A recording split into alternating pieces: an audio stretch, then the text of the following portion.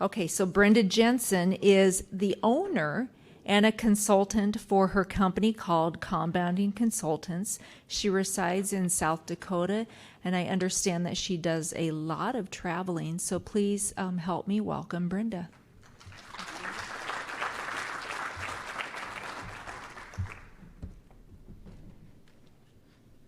Thank you, everyone. I'm happy to be here. How many sterile compounders do we have? Okay. Hospital setting, community, home care. Shout it out. Okay. Good. Any high-risk compounders, non-sterile to sterile? Perfect. Good. I was worried there wouldn't be anybody, and that's a good chunk of what we're talking about. So welcome. So my name's Brenda Jensen. I'm a very introverted pharmacy technician from South Dakota. I'm also a nuclear medicine technologist. I've been working in compounding, sterile compounding specifically for my entire career, which started in 1984, except for 2 years when I owned my own pharmacy. So we talked this morning a little bit about pharmacy technician ownership. It's harder than it seems. It was a very expensive lesson, but I'm happy I did it. Yeah, I wouldn't be where I'm here today if that venture hadn't failed. So I started consulting in 2011 accidentally. I was minding my own business, doing compliance in a compounding pharmacy in South Dakota that I had helped start, when they went through PCAB accreditation, which is right here in Cary as part of ACHC, so they're right down the road. The accreditation surveyor said, you need to help other people do this. And I'm like, nah, I don't need to own my own business again, I'm good. Well, he didn't take no for an answer, and he told somebody who then called my boss and said, can I borrow Brenda for a little while? And so I drove to Illinois and helped this guy out, and he told his friends, they told their friends, and pretty soon I have a consulting company. Okay, so I've helped over 350 facilities. Most of them are community compounders. I do work with a few health systems, and I actually resigned from a small critical access hospital where I was doing PRN work for 11 years at the end of the year. I do work with a few physician clinics, a few vet clinics, one vet school, some home infusions, so a little bit of everybody, but primarily community compounders. What else do I want to tell you? Judy talked this morning about advancing your career. You need to invest in yourself, both time and money. I spend about 25% of my revenues reinvesting in myself and my education. I belong to 18 or 19 pharmacy organizations. I try and stay involved in the ones that I'm most passionate about. I was on the board of directors for the International Academy of Compounding Pharmacists, and then their foundation. I was the coordinator for the AAPT Compounding Special Interest Group. I've been on the House of Delegates for 6 or 7 years, representing different organizations. There are many ways to get involved. The first step is to just say yes. Don't be the one, don't close the doors on your opportunities. Say yes, do it. I'm the current vice president of the American College of Veterinary Pharmacists. That's kind of my hobby. I always wanted to go to vet school, and finally in 2000 I got to combine my passions of pharmacy and veterinary medicine. And so about 25% of the people I work with are veterinary compounders. But how I spend most of my volunteer time, which is about 20 hours a week right now, is volunteering with USP. So I am here today on my own behalf, so these are my opinions. USP makes me say this. Okay, so I'm not representing USP. You may or may not know that USP is a non-governmental, nonprofit standard-setting organization. A lot of people will say USP regulations or USP guidelines. Nope, they're standards. The standards are written by volunteers. What happens is Every 5 years, there's what's called the USP convention happens, and there's about 500 stakeholders from around the world that come together and decide what is going to be the goal of USP for the next 5 years. And they do this in the form of resolutions. So these provide the framework of what's going to happen. Another thing they do is they appoint what's called the Council of Experts. So there's 29 Council of Experts members, and they each chair an expert committee. And so these expert committees cover every aspect of drug manufacturing and compounding. Some of them are related to specific drugs. Some of them are related to excipients or lab processes. Compounding, I chair the Compounding Expert Committee. It is part of healthcare quality and safety, which also includes nomenclature and labeling, healthcare safety and quality, and healthcare technology. And so every 5 years, they have what's called the call for candidates. And if you are interested, you can throw your name in the hat, because compounding may not be your expertise, but maybe technology is. Okay, they're always looking for experts. Once the Council of Experts are decided, and we know the chairs, then the chairs have to put together their expert committees. And so compounding, we have 15 members. They're all pharmacists except for 3. Me, of course. And then we have a veterinarian and a microbiologist. Yep, and we also have a physician, but she's a pharmacist too, so we kind of count her as a pharmacist. If we need more expertise, we get expert advisors. So we have a couple of expert advisors. The ones we currently have are pharmacists, one from Canada, so we get an international perspective. And then we also do plenty of stakeholder outreach. So we have public meetings, so you can join. Judy's joined our meetings to listen in on what the discussions are. There are also roundtables and open forums, education events, stuff like that. And so right now, we're in a transition period. Our standards for sterile compounding are USP 797, as we can see by the title.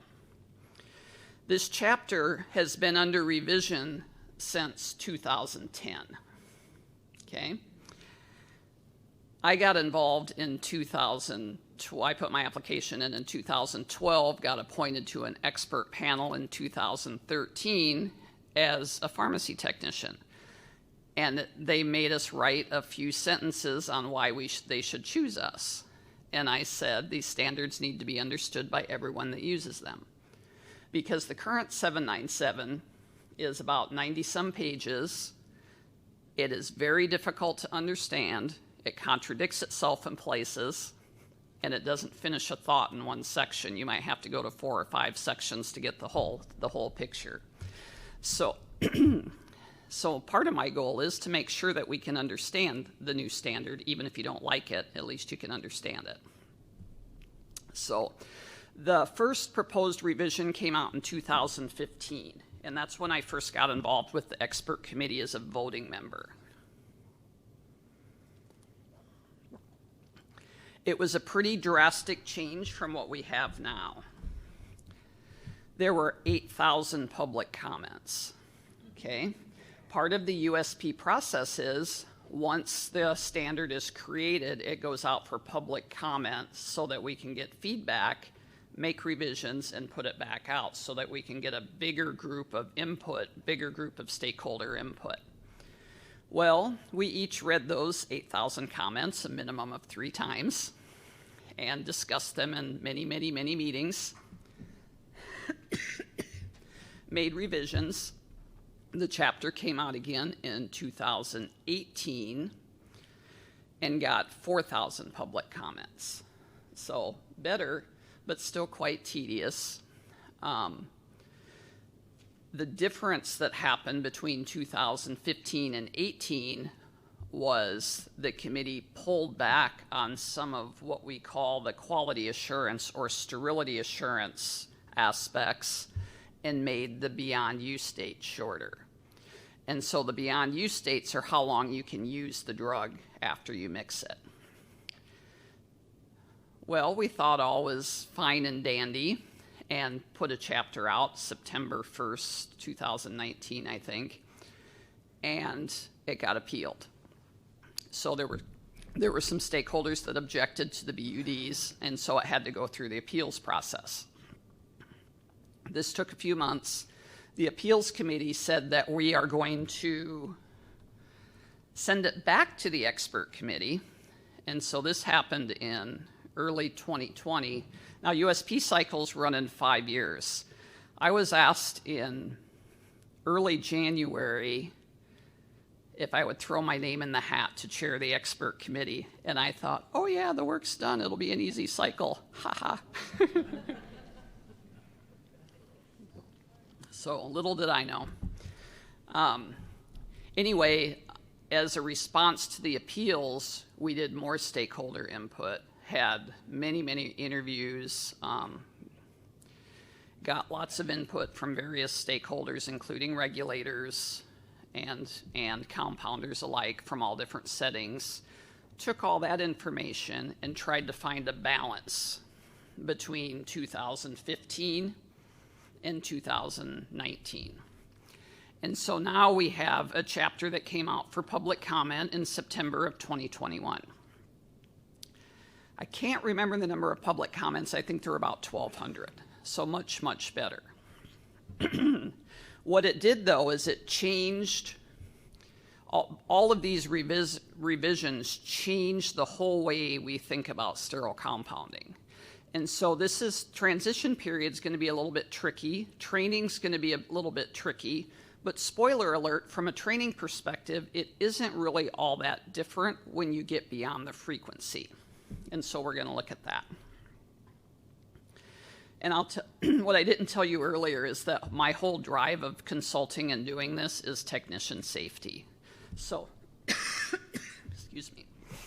I was exposed to lots of chemicals over my career, developed lots of chemical sensitivities, asthma, talking is a trigger, so I'm going to cough through this, I'll tell you already, and breast cancer.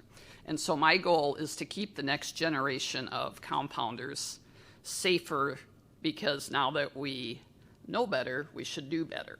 But there's still some old school guys out there that own and manage pharmacies that haven't quite come up to current times, so that's why I do what I do. Okay, so we're going to learn today about training and competency. These are our objectives.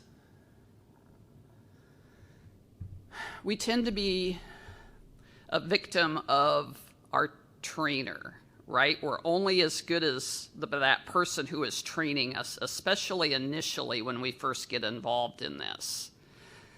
And a lot of times, facilities are understaffed and they rush through that training and don't have a formal training process. Hospitals tend to be better, right? Because Joint Commission is kind of overseeing that. Home infusion, sometimes I see that lacking. In community, I see it lacking a lot.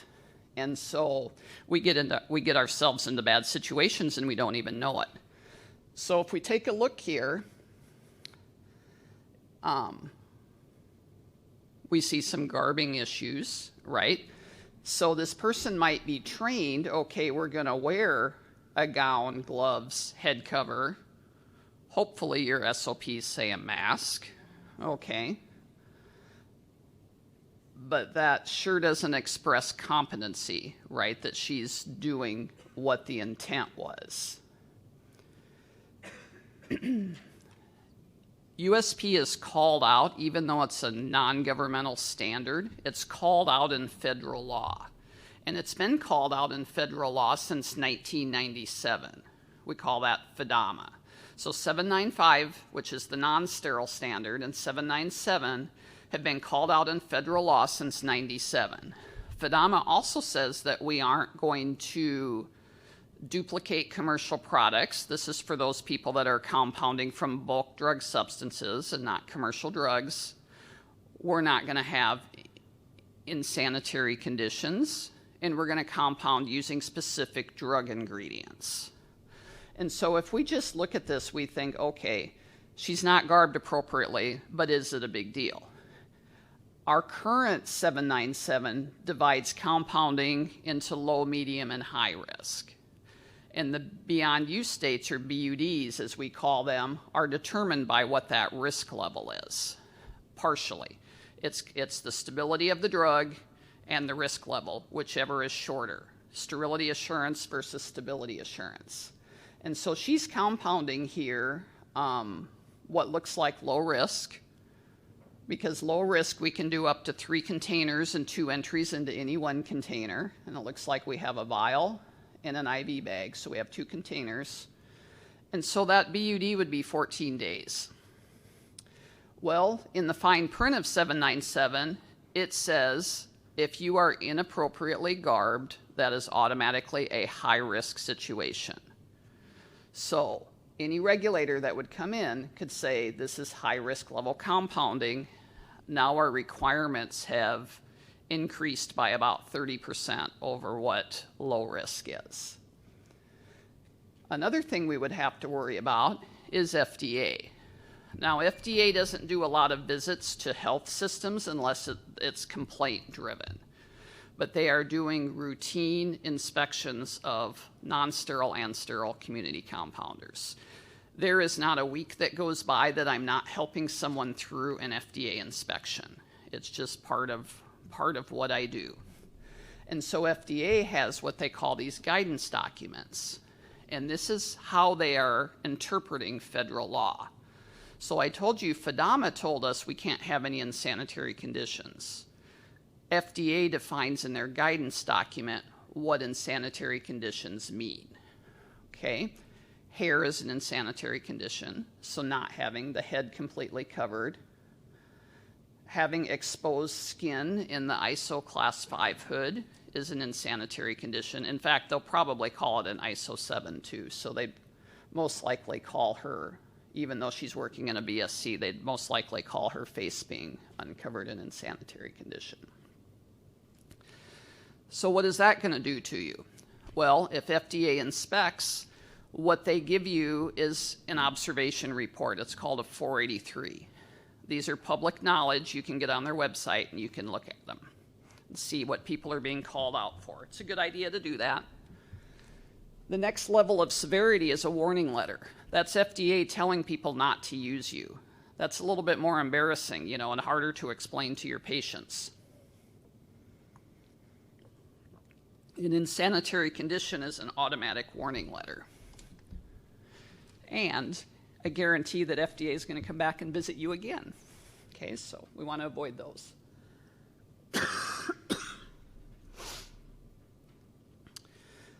So we know that low, medium, and high risk is what we currently have, but the whole problem is even if something is low risk, even if we only have 2 containers, we can still contaminate that. So is low risk really low risk? High risk is something that is a non-sterile starting component that we have to sterilize. So high-risk compounders can be sloppy during the whole process until they get to that sterilization point, and then they have to be careful.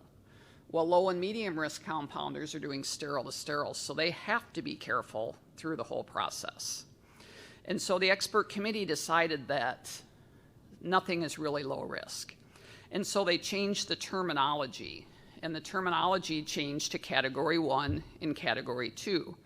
And that depended on the environment that you were going to compound. So Category 1 is if you have a hood in a non-classified area, so what we currently call a segregated compounding area. Currently in a segregated compounding area, we can only do low risk, non-hazardous, and we can give it a 12-hour BUD. Well, there's a lot of medium risk going on in these segregated compounding areas, right? If we end up needing more than 3 containers, if we need 4 containers. So we think about just like the Vanco example that we had before. If we have a Vanco, a diluent, and an IV bag, that's low risk. If all of a sudden we need to get into a second Vanco vial, that pushes it into medium risk.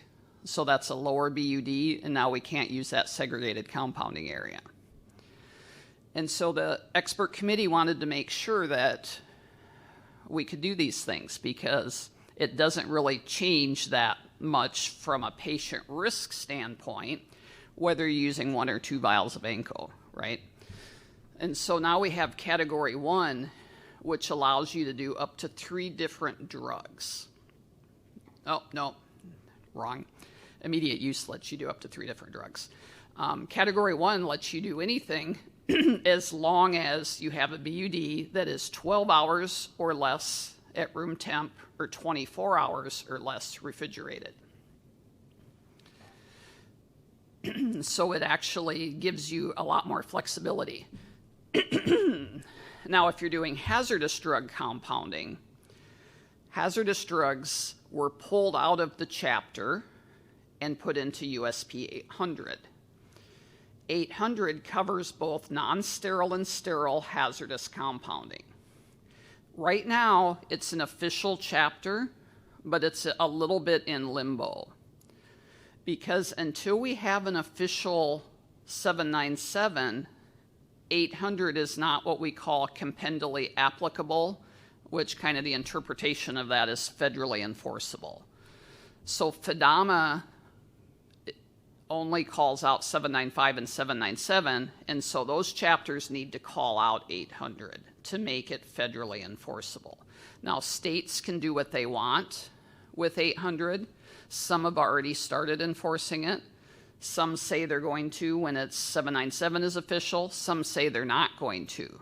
That's not a get-out-of-jail-free card because you still have the federal requirement. Remember, in pharmacy, we have to follow the most stringent law. And so that's going to be following 800.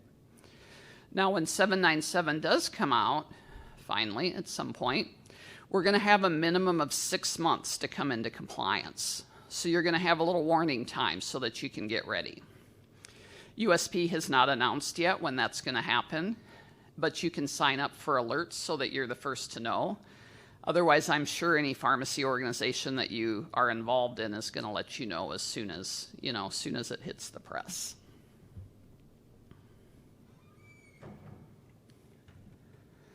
So I'm going to go back here just a second because I told you about Category 1. Category 2 allows you to have longer beyond use dates, but it has to be in a clean room setup, okay? So if you want to do anything longer than 12 hours room temp or 24 hours refrigerated, it has to be in a clean room setup. And then, of course, if it's hazardous, it's going to have a negative buffer room for that part of things. Okay, so training is not the same as competency. We can expand our knowledge all day long about anything that we're interested in. That doesn't mean we can perform it. Okay, compounders, in my opinion, I train a lot of technicians and a lot of pharmacists. The technicians are generally way more competent at compounding than the pharmacists. Okay, because they don't do it. The technicians do it all the time. And so we have to show both our knowledge with training, right? So that's usually some kind of quiz or test, and our competency. And our competency is usually some sort of visual observation, visual audit, media fills. That's showing our competency that we can do things without contaminating them.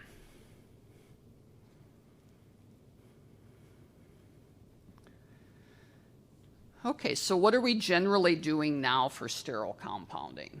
Okay, this is what I see people pretty compliant with. We're usually doing some kind of training with a quiz. And this, if you're a healthcare system, this might be on your e-learning training that you do. If you're a community pharmacy, you might, be handed a quiz and told to read the chapter. Before we start compounding, we have to put our sterile gloves on and do what we call gloved fingertip sampling. So we have to prove that we can get those gloves on without contaminating them, because touch contamination is the main reason that our sterile drugs get contaminated. And so we have to do that 3 times in a row without growing anything. And so each time we see some growth on those plates, we call that a CFU. Okay, so we have to have 0 CFU 3 times in a row. So if you contaminate sample 3, you have to start over, okay, because you have to do it 3 times in a row. And that's the same in the proposed revision as well. And then we have to do a media fill. And so this is supposed to mimic your most strenuous process.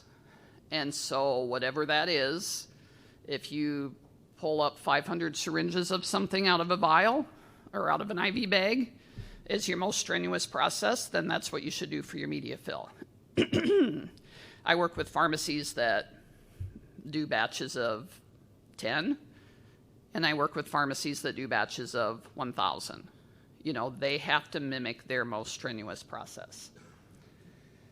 This should be observed, and there are also checklists in the chapter for hand hygiene and garbing, aseptic technique, and cleaning and disinfection.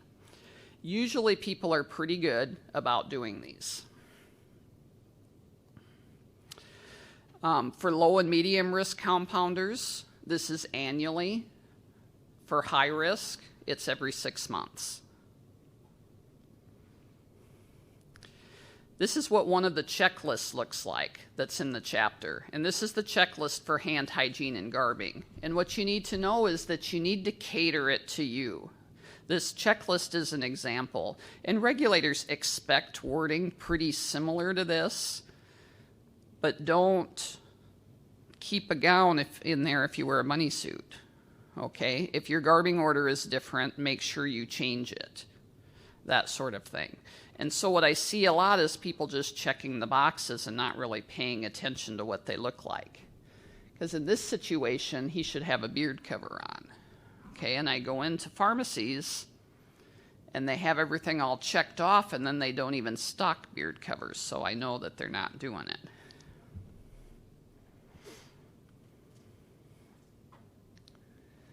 Another one of the checklists has to do with aseptic technique. And so we need to pay close attention. I teach 2 compounding classes for the American College of Apothecaries in Bartlett, Tennessee, one non-sterile and one sterile. I don't really like teaching at off-site facilities because people don't learn on their own equipment. I also teach classes through my consulting company on their own equipment. And so if you have a horizontal laminar airflow hood and you went to training on a vertical, you're not going to be holding things the right way, right? And so I see a lot of mix-ups with people not understanding where the first air is coming from. They try and hold the vials and hold the positions like they learned at their training class, but then their equipment is different and requires different movements. So we have to watch that first air, and we don't want to block any of that first air from hitting our critical sites. We call that shadowing, so we want to avoid shadowing.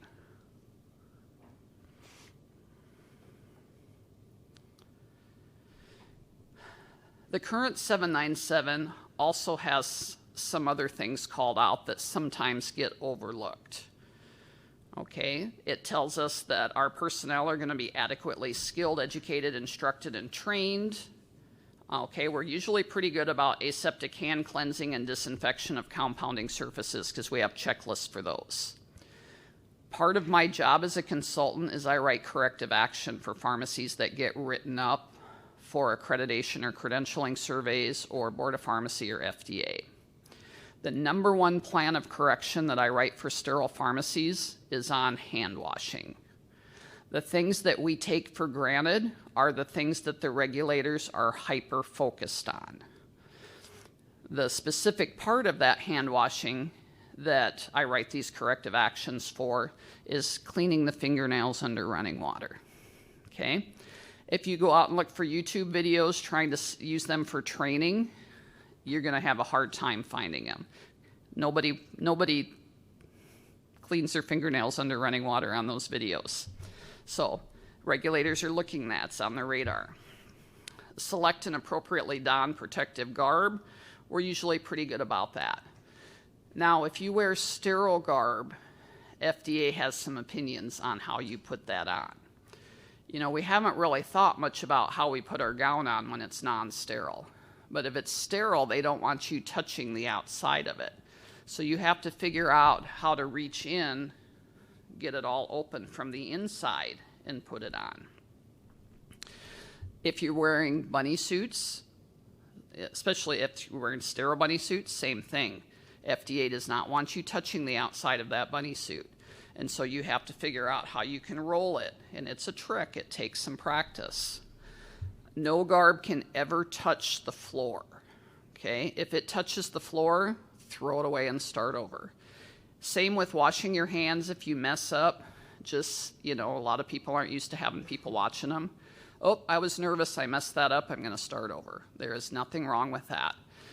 Don't just think you're going to rush through it and that they didn't see it. They always see it. Okay? All right. So we also need to be trained and competent in maintaining or achieving sterility. And so maintaining would be not contaminating things, right? Transferring sterile to sterile. But if we're going to achieve sterility, that's going to be high risk, non-sterile to sterile compounding. That might be sterilization. It might be terminal sterilization using an autoclave, a dry heat oven, or even irradiation. Pharmacies doing pellets should be sending those out for irradiation to be sterilized. It tells us we're going to train in identifying, weighing, and measuring ingredients. This is often lacking for those high-risk compounders. Documentation of the training is often lacking. Manipulate sterile products aseptically, sterilize high-risk level CSPs, and label and quality inspect. What are you doing for that quality inspection, and how are you documenting it? The current chapter is also telling us we need to be training people on the principles of HEPA-filtered unidirectional airflow. And we should be doing smoke studies to make sure that under our most strenuous conditions, we're not interrupting that unidirectional airflow.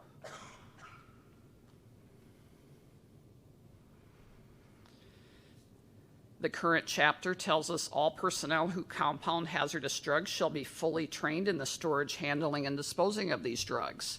This sounds an awfully lot like 800, right? This information got moved into 800. It's there now. We should be doing it now.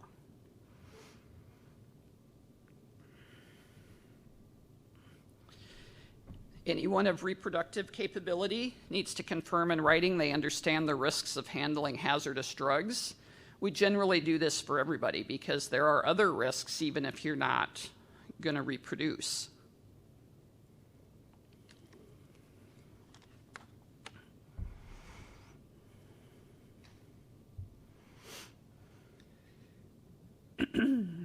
Okay, and then of course we need to be trained and competent on each piece of equipment. Usually people are trained and competent, it's just not documented, right? If you use a repeater pump, do you have specific training and competency that you document in the training file? Or an auto mix compounder? For the high risk guys, it's going to be the balance, hot plate, autoclave, oven, filter integrity tester. One of the big issues I see with non-sterile compounders and high-risk sterile compounders is proper use of the balance. Okay, we see here that we have a scale that has 3 digits after the decimal. What is the minimum amount we can accurately weigh on that? Anybody have a guess? 2 milligrams? 0.002? The formula for this is in USP chapter 1176. When we look at USP chapters, if they're numbered under 1,000, they are generally enforceable. 800 is the exception right now, but it will be enforceable when 797 is official. There's also a new nuclear chapter called 825 that's in the same boat with 800. And so they're informational right now. But as a general rule, if it's under 1,000, it's enforceable. As a general rule, if it's over 1,000, it's informational or best practice.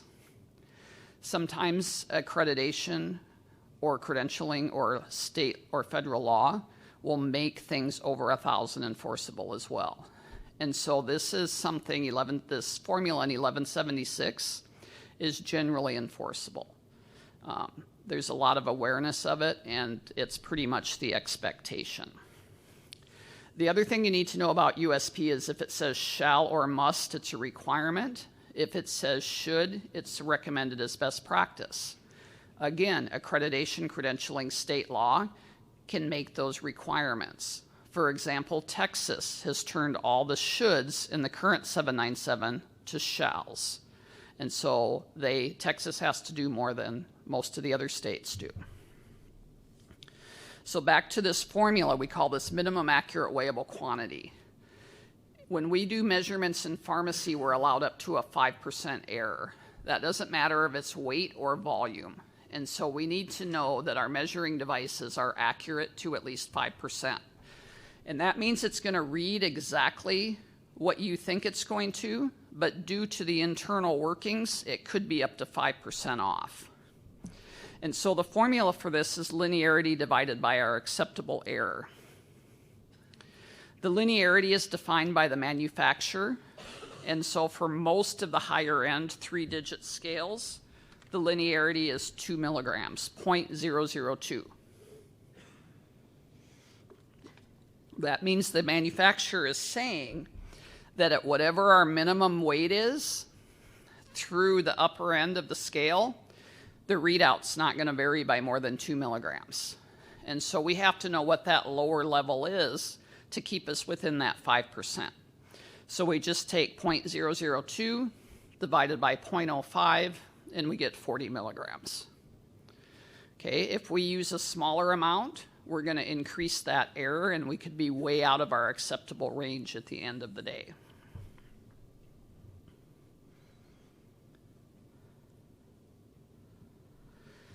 The other thing we need to look at is, this is for non-sterile to sterile.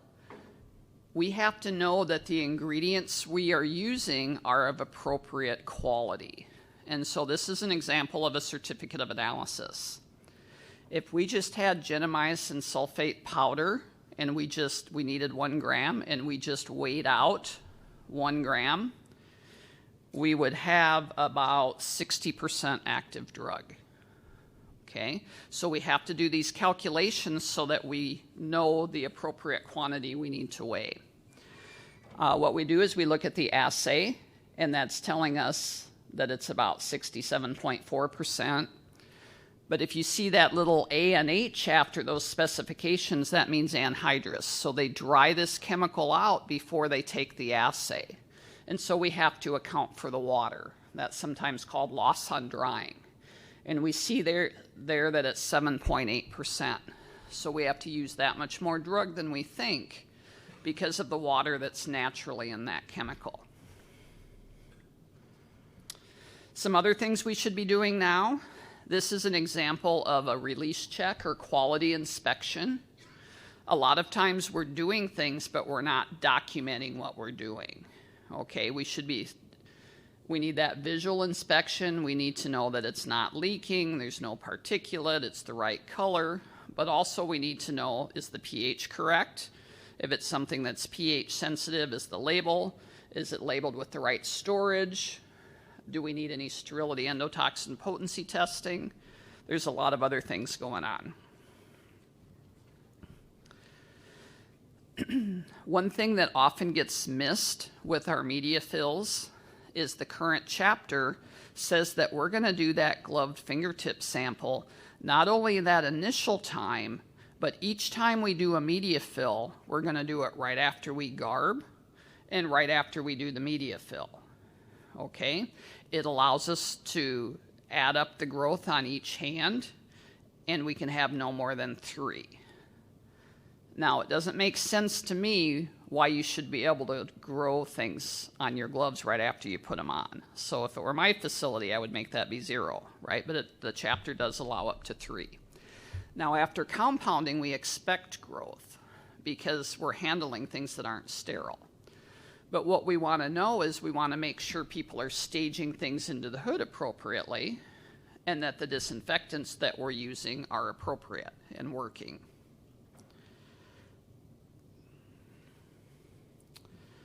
Another thing that often gets missed with media fills is the chapter calls out doing a surface test right after the media fill. Okay. For this, we're in ISO 5, so our limit would be 3. We could have up to 3 CFU, and again, we expect growth because we're setting non-sterile things in there. But we want to make sure we're staging appropriately, removing bioburden when we can, and not growing excessive things. Okay, so then the chapter, to wrap up the current chapter, it also tells us we're going to design, implement, and maintain a formal education, training, and competency assessment program that encompasses all the functions and tasks. So that pretty much covers every aspect of it. So that's why I said there's not really a whole lot of change except for frequency with the proposed revision. Okay, so here's an example or a comparison, current versus proposed. We still need to do that didactic training with quiz, glove fingertip sampling. The new term for that is glove fingertip and thumb sampling because the expert committee didn't want you to forget your thumbs. Media fill, the post-garb, post-media fill, glove fingertip sample, post-media fill surface sample, observation of hand hygiene and garbing, aseptic technique, cleaning and disinfection, all the same.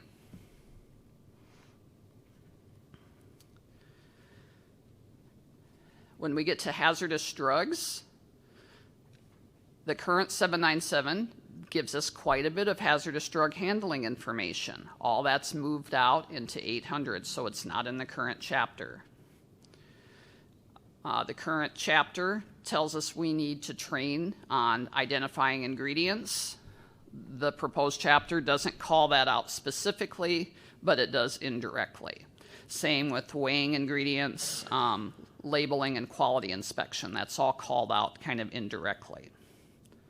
But otherwise, all of that stuff is the same. Okay, the current chapter, proper use of the PEC, of course, in both.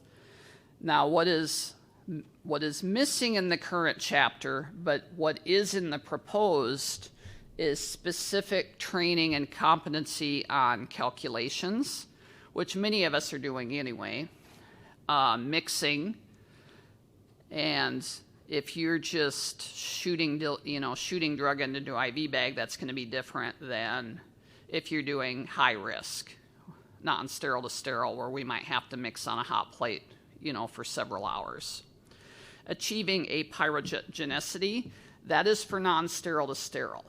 We need to make sure that we are removing any endotoxins off of our glassware and doing appropriate testing on our equipment. And so we have to prepare our glassware and metal in a dry heat oven before we use it. Documentation of the compounding process is new to 797. It's in 795, but it's new to 797. Movement of materials and personnel is new. It's not new. It's not a new concept, but it's a new requirement to document. So how are you staging? And then there are more SOP requirements in the proposed. So one of the things that's been in 795 but is now in 797 is having a master formulation record. And that is basically the recipe for what we're going to do. As a hospital technician, I had a little index card that told me how to mix things. Okay, this is more of a formal version of that with specific requirements that are listed here. Each time we make something, we would do a compounding record, and this is going to give us the specific information for that batch so that we can trace it if we have a recall or an incident that comes up. In the proposed revision, this is required for anything made from non-sterile starting ingredients or anything made for more than one patient. So if you're just doing onesies in there, you wouldn't have to have these.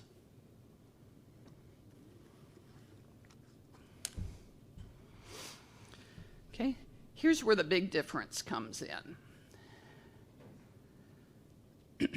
So currently, low and medium risk compounders have to do Most things just annually. Some of that's going to move to every 6 months. So the didactic training with quiz will still stay annual, but the media fill, the observation, glove fingertip sampling, surface sampling, that's going to move to more frequently to every 6 months. For the high-risk guys, they're already doing it every 6 months. So that's not going to change for them if they're doing Category 2. What I haven't told you yet is a compromise with the appeal, expert committee added a Category 3. And Category 3 is a way to add more of that sterility assurance back in from 2015 and allow longer BUDs. But that's going to be much stricter than what Category 1 or Category 2 is. They have to wear all sterile garb. They have to do more frequent cleaning with sporicidals, more frequent environmental monitoring, more frequent training and media fills. Their media fills are proposed at every 3 months.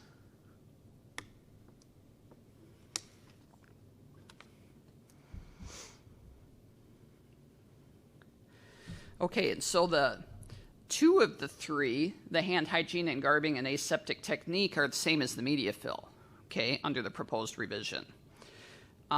Observation of cleaning and disinfection is once a year, so it's less frequently. And if you're a sterile compounder now, you know that sheet is divided between daily and monthly cleaning. So that's going to be a lot more convenient to not have to do that observed monthly cleaning quite as often. But if you have housekeeping personnel that are doing that, they need to have this training too. So garbing, and then the observation of cleaning and disinfection, because you don't want them contaminating your room. All right, so now you kind of have the tools to tackle this chapter, because it seems a little overwhelming when you first read it. But when you really get down to the nitty-gritty, the big differences are going to be the frequency. The BUDs are going to be a little bit different. Mostly they're going to be different for people that do non-sterile to sterile compounding. If you do your own incubation of media, those temperatures are changing. So keep an eye on those, because right now we're under the current chapter, so we need to follow those incubation temperatures, but under the proposed revision, they're going to change slightly. Now, Joint Commission is letting their facilities decide what version of the chapter they want to comply with right now, but they're not letting people pick and choose. You have to, if you pick a version, you have to follow all the version, not just the parts you like. Community pharmacies need to do the current version, and anybody else not under Joint Commission pretty much needs to follow the current version. So it gets very confusing, especially if you maybe just switch jobs from someone that was Joint Commission and then outside of Joint Commission, you know, what those requirements might be. But you've got this. It is very doable. Okay.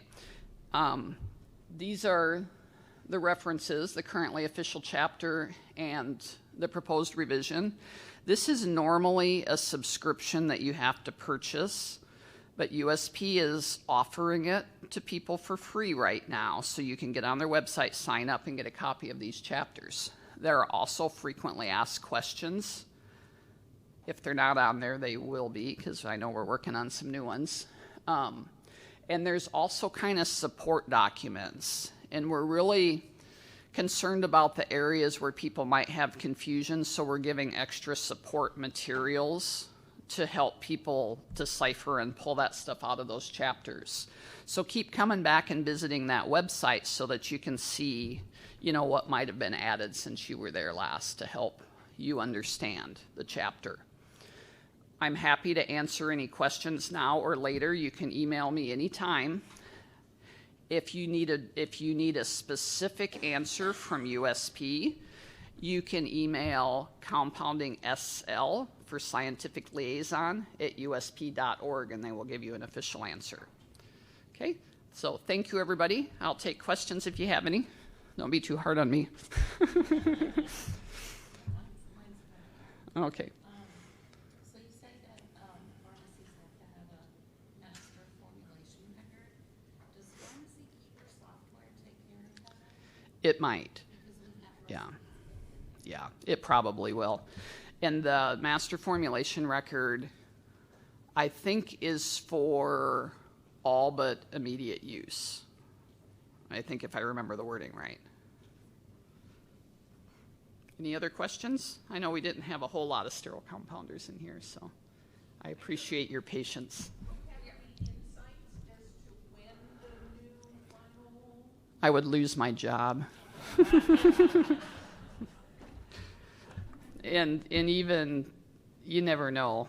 You never know what it takes, you know, because it has to go through legal and pubs, and it has to go through all these different things that I'm out of the loop on, so not yet. Other questions? Yes, ma'am. We compound a lot of eye medication for cataract surgery. Mm-hmm. That's just about what we compound. We have something called Simplify Mm-hmm.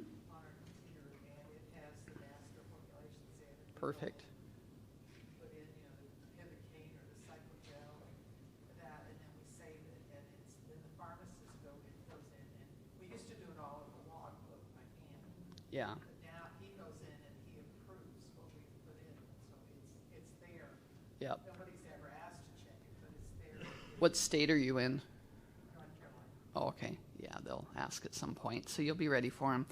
That compliance software, that's one of several that are available, really help keep things together so that you can show your regulators that you're compliant.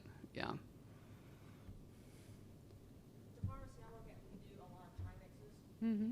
So we were notified by PCCA that if we did not send off our Trimexes to be tested, that we could put 60 days refrigerated on them. Okay, so with the current chapter, what we call the default BUDs, so 72 hours refrigerated, 45 days frozen for your Trimix, what we call those default BUDs are really not BUDs. They're sterility assurance levels. We can store up to that amount of time without a sterility test. If we exceed that, we have to have a sterility test, except there's a loophole. If it's a batch of 25 or under and it's been autoclaved. But Trimix has alcohol in it, so it's flammable, so you can't autoclave it. So if you're going to exceed 72 hours refrigerated, you have to have a sterility test. You know, once, because PCCA told us that the way that it may be changing from FDA is that they may do away with testing altogether and just have us do 60 days refrigerated. That's not true. Okay, that's what I want to make sure. That's Yeah. why we're trying to start changing our BIU dates now Yeah. to comply with that. So Yeah. that's what my concern was. And so a lot of people with Trimix are doing it frozen, so they can do 45 days frozen and not do the sterility test. Now, if it's sterility tested, will it increase the BIU date? If it's sterility tested, you can go up to your stability information. So if it's PCCA 60 days, you could go up to 60 days refrigerated. Because we were putting, if, for ones that I send off for testing, we were doing 30 days refrigerated, 90 days frozen. Yeah, it all depends on that stability reference, Okay. right? And so PCCA has the Formula Plus, so whatever they have on there for storage, you need to follow. There's a lot of emphasis on storing drugs at the right temperature. Other questions? All righty, thank you. Did you have a question, Judy?